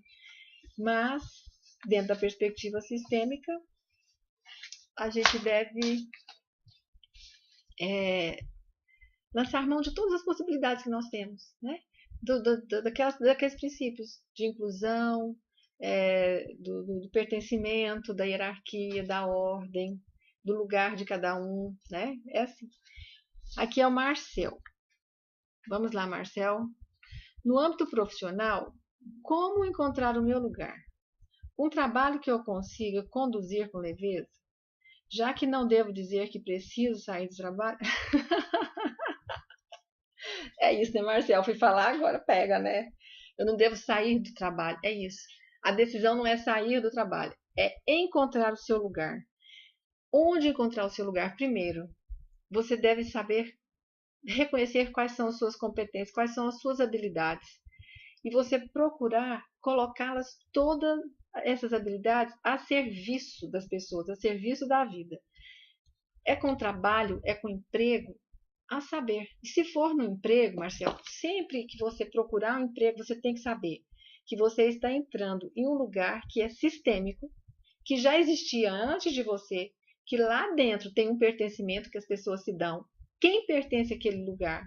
As pessoas que começaram, primeiro, tem emprego que é público, né? Que é estadual, mas tem emprego que é de uma organização, de uma empresa, são diferentes. Tem organizações que são familiares, empresas familiares e não familiares. Se você vai trabalhar numa empresa familiar, a sua postura lá é diferente daquela que você vai trabalhar numa empresa não familiar. Porque na empresa familiar, além do ordenamento de todos esses princípios que regem dentro da família, tem todos esses princípios regendo também o sistema empresarial. Então você está lidando com dois sistemas e é bem mais difícil trabalhar em numa empresa em que ela é familiar. Você lida com muitos melindres todo o tempo, né? Porque uma falta de ordem, assim, uma desordem lá entre o pai e o filho gera uma desordem no sistema, se isso não for visto de forma adequada. Se você está num lugar desse, certamente você tem que saber claramente, olha, aqui eu sou apenas o consultor. Eu sou apenas o assessor. Assessor de quem? Do pai ou do filho? Eles estão em confronto? Você está perdido. Se eles estão numa disputa, você está numa situação delicadíssima. É hora de você dar um passinho para trás e esperar ver como isso se resolve. O seu lugar é sempre leve. Você encontra tudo de forma tranquila, leve. Você entra, você está no seu lugar, você não avança no lugar de ninguém. Existe uma relação clara no plano de cargos de ascensão dentro da empresa, de salários, tem salários justos. A maior parte das pessoas deixam as empresas e elas se tornam insustentáveis, insuportáveis, porque existe muito desequilíbrio no pagamento. É tipo assim, eu cheguei primeiro que você, então na hierarquia eu estou antes. Mas você chega lá e tem na ordem um lugar mais importante. Você é meu chefe. Eu cheguei antes que você, mas você chega hoje e você é meu chefe. Por quê? Porque a competência que você tem te coloca lá. Nós vamos ter um problema, porque você vai ganhar mais que eu. Eu já conheço todo o trabalho lá, eu já tenho levado essa empresa há muito tempo, e eu vou achar que tem um desequilíbrio entre o que você ganha e o que eu ganho, e eu posso transformar a sua vida num verdadeiro desespero. Então, ter essa consciência faz com que você, ao chegar, deixe bem claro que você ocupa um lugar que é exigido pela empresa e que você tem as competências necessárias para aquele lugar. E que você reconhece o tempo de trabalho e precisa da colaboração deles, né? E aí, essa questão do dinheiro, da recompensa, a empresa tem que saber lidar muito bem. E não é com um plano de salários feito de ascensão e de cargos e salários, feito com olhar apenas como que eu falo, na competência. Tem que se privilegiar também aqueles que estão há mais tempo na empresa. Uma empresa precisa promover aqueles que estão lá há 10 anos, que estão lá há 5 anos. Ela tem que receber uma promoção por tempo também, porque senão, olha o que vai acontecendo. Aqueles que estão lá por tempo, mas não têm a qualificação, eles nunca vão conseguir alcançar isso aqui, ó. E aquele que chegou ontem já chega aqui. Olha o desnível, o desequilíbrio. Esse lugar fica tenso, fica difícil de trabalhar. A empresa não anda, ela trava muito, muito processo trabalhista, né? Então, se você chega num lugar e sabe fazer a leitura sistêmica dele, certamente você vai se posicionar de uma forma mais leve. E se você está nessa situação de não estar gostando muito, primeiro, faça uma análise sistêmica sua ali para saber se você está no lugar certo, na ordem certa, se você tem equilíbrio e se de verdade chegou a hora de você buscar outro lugar, dá um passo para diante. Aí você não precisa deixar o emprego amanhã, você já começa a olhar para onde é esse passo que você está dando. Para chegar onde, né? Não é uma coisa assim, eu deixo um para procurar outro. Ó, se eu não estiver respondendo, vocês perguntem de novo, tá? Aí a Amanda traz de novo aqui para mim. Vamos lá. Tem uma empresa familiar que não vai bem. A constelação pode ser aplicada? Sim, estou acabando de falar isso. As empresas familiares, elas têm uma dificuldade que é trabalhar com dois sistemas ao mesmo tempo. Um é o sistema da família, que tem um pertencimento, uma hierarquia e ordem e tem equilíbrio, e o outro é o sistema empresarial, porque uma empresa, gente, ela não pode servir a família. Uma empresa, ela só vem para o mundo se ela tem uma função social. Então, eu decido hoje abrir uma empresa para servir, oferecer algo que eu sei fazer para a sociedade, porque a sociedade precisa. Algumas pessoas, quando têm empresas familiares, elas pensam que a empresa vem para suprir a necessidade da empresa. A empresa vem fazer dinheiro e recursos para a família. Não é isso. A empresa, quando se vê nessa posição, ela também trava. E uma empresa também, ela precisa reconhecer quando que o papel social dela acabou. Por exemplo, ela começa apresentando um determinado objeto, um produto, e aquele produto não é mais necessário, ela tem que mudar, ela não tem que fechar, ela tem que se transformar em algo novo, pegando a força desse fim, disso aqui, para começar. Ou seja, esta nova empresa, esse novo, não sei se produto, isso que surge dela, já não surge do zero como a primeira, ela já surge com uma força, com nome, com dinheiro, com sustentabilidade. Para dar início, ela já dá um start muito mais forte. Mas é preciso saber a hora que uma empresa precisa mudar de ramo, mudar de atuação, que uma precisa deixar de existir para dar lugar à outra. E às vezes uma empresa, as pessoas têm tanto amor na empresa que preferem deixá-la morrer, a transformá-la em algo diferente. Tá? Agora, tudo na vida, em todo o sistema, o nosso movimento é sempre um movimento de evolução. Nós temos responsabilidade com a prosperidade, com a abundância e com a evolução. Quando eu falo de prosperidade, eu estou falando em buscar sempre o melhor. Fazer o melhor não é mais, é fazer melhor, apresentar sempre o melhor de você no seu trabalho, o melhor para as pessoas, a empresa sempre trazendo o melhor. Se ela faz isso, ela sai de algo pequeno e vai evoluindo e crescendo. Este é o objetivo das famílias, é o nosso compromisso com as famílias e também com as empresas, é evoluir. A minha geração tem uma responsabilidade com meu pai, com a geração do meu pai, de fazer melhor. E das minhas filhas têm a responsabilidade de fazer melhor, de evoluir. A empresa do mesmo jeito, tá? E a empresa familiar, a constelação ajuda demais, porque fica muito claro. Às vezes, dentro de uma família, a empresa está substituindo um filho que morreu, por exemplo. Acontece uma perda e a família traz, ou no caso, uma vez em que um casal não podia ter filhos e a mulher abriu uma loja de roupas de bebê. A loja substituía a criança. Agora imagina a dor que essa mulher ia trabalhar nessa loja, porque todo o tempo ela ia trabalhar exatamente com a falta. Ela substituía, colocava no lugar da criança, trabalhava com roupa de criança, com mulheres grávidas. Vocês acreditam? Não preciso dizer muito, né, para vocês entenderem que essa loja não teve um bom destino. Ela não tem como evoluir. Ela está num lugar muito difícil, muito pesado.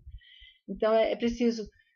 Ao se dar conta disso em uma constelação, ela precisa fechar a loja? Não. A decisão é fechar? Não. A decisão é vamos colocar essa empresa de um jeito bom.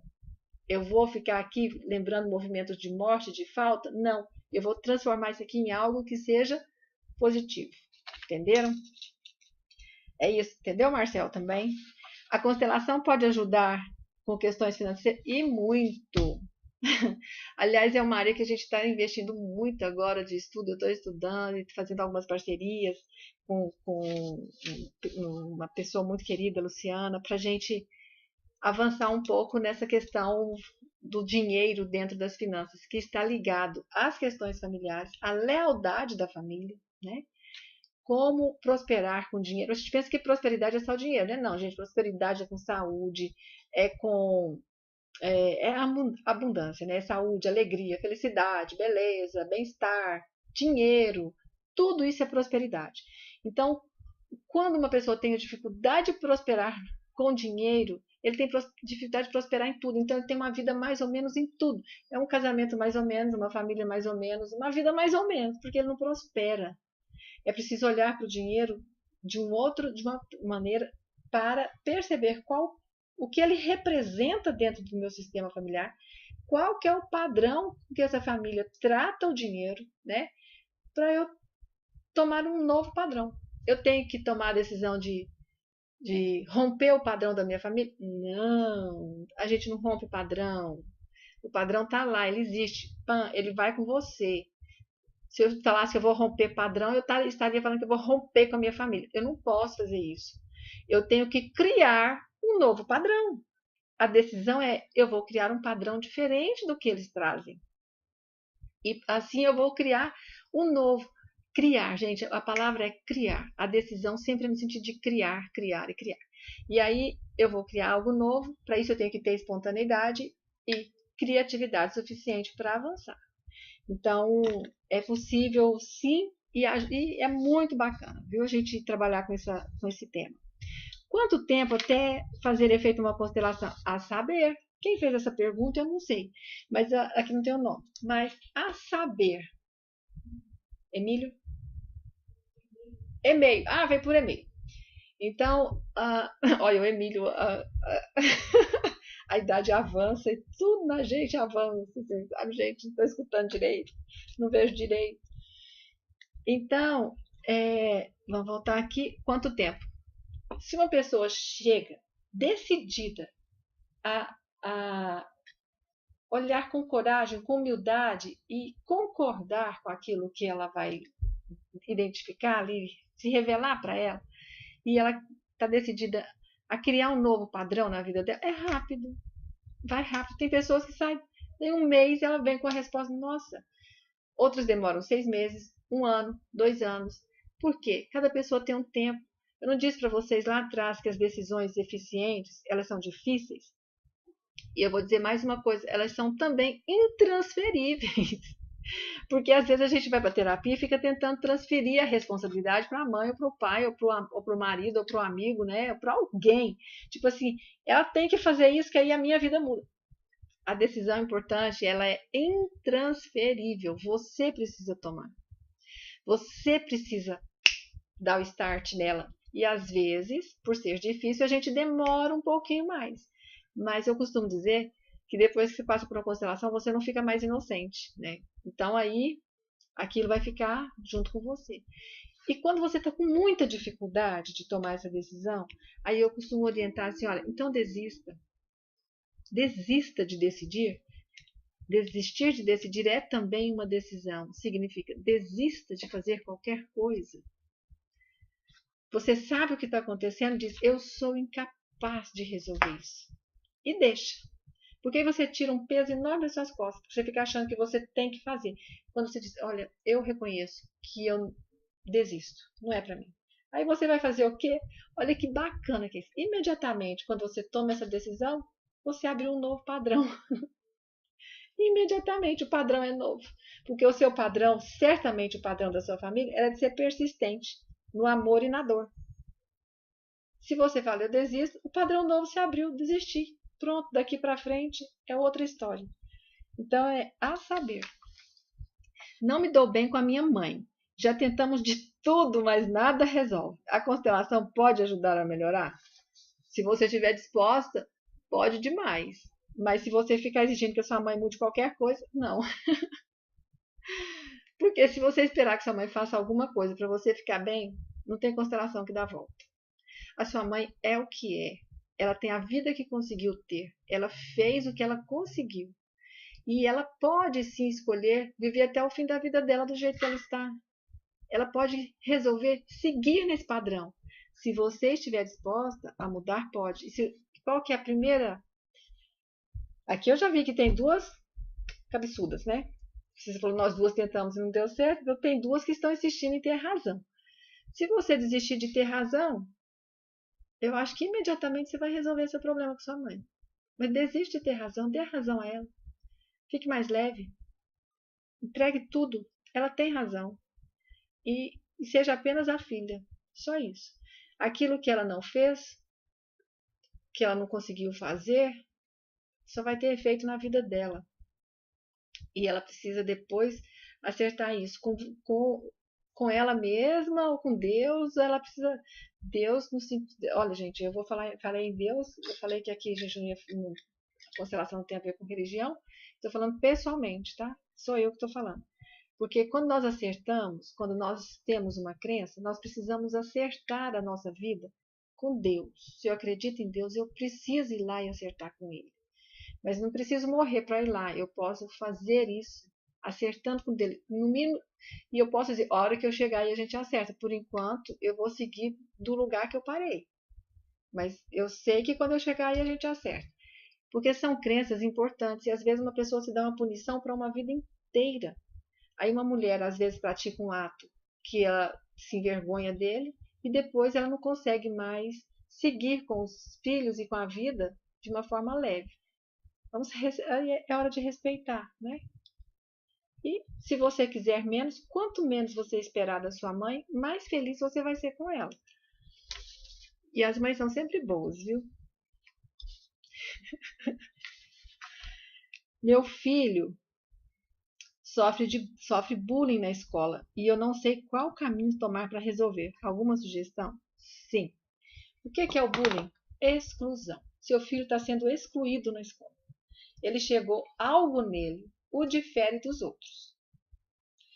Ele pode ser mais bonito, ou ele pode ser mais popular, ou ele pode ser mais retraído. Ele pode ter uma característica nele que o torna diferente dos outros. Ele está agindo como excluído. Converse com ele sobre exclusão. Eu vou sugerir a você que faça isso. Chame ele e fale, meu filho, vamos conversar sobre esse tema, exclusão.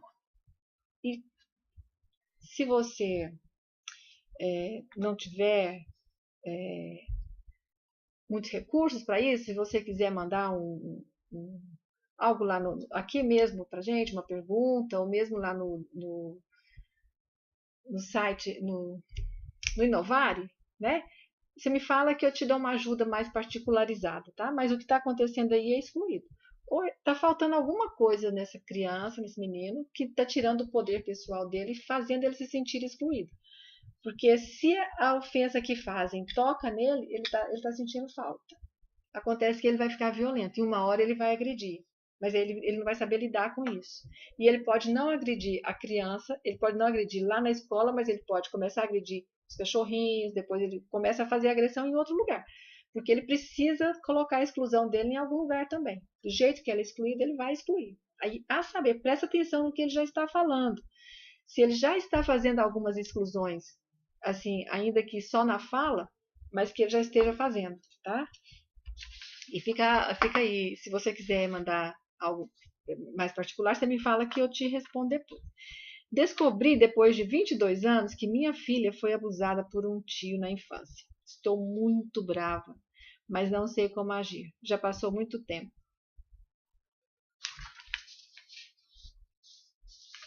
Bom, esse tema é um tema muito delicado para se tratar, né?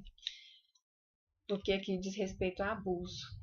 E diz respeito a algo que para os pais pesa muito, que chama-se negligência. Como eu não vi, né? Como isso aconteceu com a minha filha e eu não vi.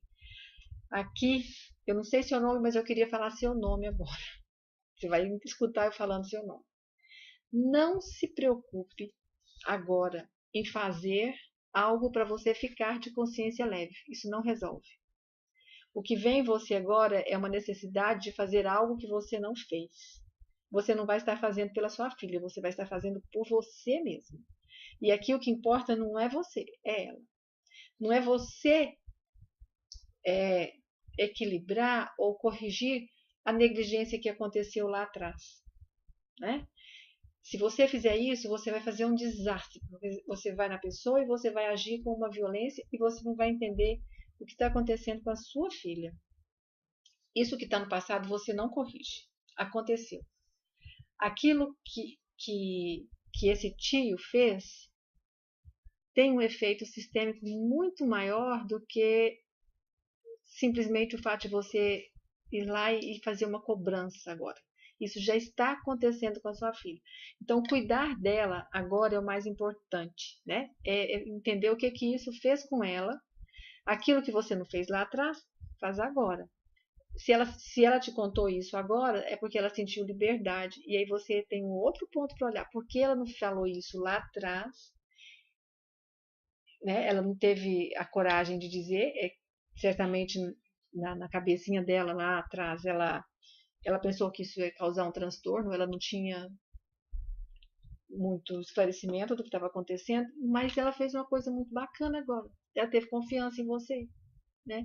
Agora ela te contou. E agora ela não precisa de uma mãe brava para defendê-la com violência. Ela precisa de uma mãe que dê algumas respostas a ela.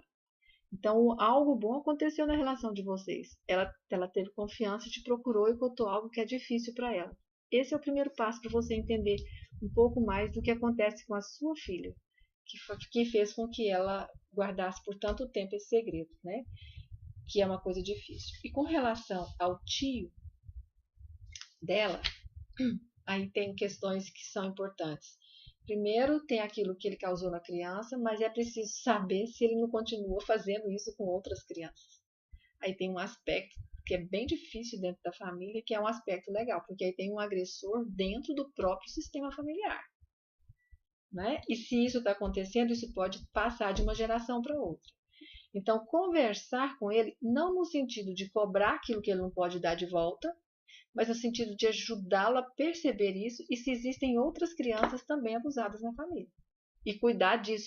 É preciso olhar para esse ato do abuso dentro do sistema familiar. Você entendeu? Eu me fiz clara?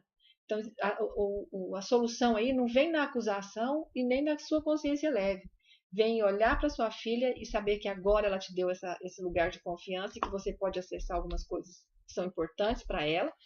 E com relação ao tio, interromper esse fluxo dentro do sistema familiar, denunciando ele. Eu não sei como vocês vão fazer, mas eu acho que no mínimo algumas pessoas desta família precisam tomar conhecimento para conversar e dar o encaminhamento certo para ele. Porque, como nós falamos, para entender um caso, a gente precisa olhar 3 gerações para frente. Mas aquilo que ele faz aqui starta 3 para trás. Mas aquilo que ele faz aqui vai startar para 3 ou 4 gerações para frente. Então, se vocês querem de verdade mexer no que importa, agora é entender esse abuso dentro do sistema familiar de vocês. Uma constelação familiar pode ajudar muito nos 2 casos, tá? Ela tem um alcance bem eficiente. Tem mais perguntas ou terminou? Então, olha aqui, nós já respondemos todas, então, hein? Já, todas. Então, eu tô aqui meio que sem... Nossa, tá acabando nosso tempo. São 10h15, né? Nós combinamos que seria até as 22h30. Então, a gente está chegando aqui no nosso tempo final. Eu espero que vocês tenham compreendido, né? Que para a gente trabalhar com a constelação, a gente precisa compreender, ter um pensamento, uma consciência sistêmica. Todo o tempo eu tenho que estar olhando para a vida de forma sistêmica, para todas as relações. Nas minhas relações de trabalho, a minha profissão me confere riscos. Eu sou psicóloga e ela me confere muitos riscos para mim e para gerações futuras, né? As minhas netas, meus netos podem sofrer os efeitos daquilo que eu faço no meu consultório hoje, se eu estiver interferindo no destino de algumas pessoas. Um médico tem muitos riscos, ele sofre o efeito de muitos riscos profissionais. Pensem no médico cirurgião que, ao promover, fazer uma cirurgia, ele pode tirar a vida de alguém, o emaranhamento que ele leva junto do sistema familiar dessa pessoa, o quanto que o campo do cirurgião é um campo agressivo e um campo pesado, né? O médico sofre isso na relação dele com os clientes. E eles aprendem, às vezes, na faculdade, algumas pessoas, alguns professores dizem, olha, você tem que olhar para o paciente como se eu... Desculpa, agora que eu vi que são 10h15, estou querendo correr e a língua travou. Aí eles aprendem lá que eles devem olhar para os pacientes como se fossem pai ou a mãe deles. Não, não façam isso nunca. Isso te emaranha em muitos problemas. Você não pode olhar para um paciente seu como se ele fosse seu pai, porque você vai querer fazer coisas para ele que você faria para o seu pai e ele não precisa disso, porque ele tem filho. E quando você faz isso, você sai do seu lugar de médico e entra no lugar de filho e fica emaranhado. Aí ele morre, você vai no velório, você vai chorar, vai passar luto. Então, são emaranhamentos da profissão, sabe? Um medicamento que foi prescrito de uma forma inadequada e que tira a vida de uma pessoa, um ato, você está sujeito ali a se emaranhar. Então, você tem que, todo o tempo, dentro da sua profissão, perceber que você também está sujeito a emaranhar-se ali, profissionalmente. Enquanto você presta um serviço para a vida, você pode se emaranhar na vida de outras pessoas. E isso, então, o pensamento e a consciência sistêmica nos põe apenas no nosso lugar. Eu sou apenas o médico, eu sou apenas o psicólogo, eu sou apenas o enfermeiro, eu sou apenas alguém que chega, presta um serviço e se retira. Eu não sou importante dentro dessa família. Eu não tenho importância aqui. O meu trabalho tem. Eles não precisam de mim, gente. Eles não precisam. Não precisam do médico, não precisam do enfermeiro, eles não precisam da... Ó, assim, ó, eles não precisam da Rosângela, eles precisam da psicóloga. Eles não precisam do João, eles precisam do médico. Eles não precisam da Maria, eles precisam da enfermeira. Então, se coloquem apenas como profissionais, toda vez que entrar na família de alguém. E sempre que a gente entra para ajudar, aqui agora fechando mesmo, a gente tem que respeitar as ordens da ajuda. Eu só posso ajudar sem intenção, sem julgamento e sem amor. Eu entro apenas como um profissional, presto o meu serviço e assim eu entro e presto o melhor serviço. Porque eu tenho, na profissão eu tenho uma responsabilidade, eu tenho um juramento de oferecer sempre o melhor. Como pessoa eu fraquejo. Se eu me coloco como filha, eu fracasso. Então a profissão define muito do que vai ser a sua vida e do que vai ser a vida dos seus filhos e dos seus netos. Porque nós nos emaranhamos muito em questões profissionais. Assim como os nossos pais se emaranharam também, né? E a vida é assim, é esse contínuo. Mas quanto mais as pessoas se interessarem por entender esse contexto, eu acho que nós teremos mais possibilidade de ter uma vida mais simples, mais leve e de verdade chegar no momento de pacificação, de uma sociedade pacificada, tá? E eu quero terminar falando assim, entre ideias e pessoas, escolham sempre as pessoas. As ideias, elas não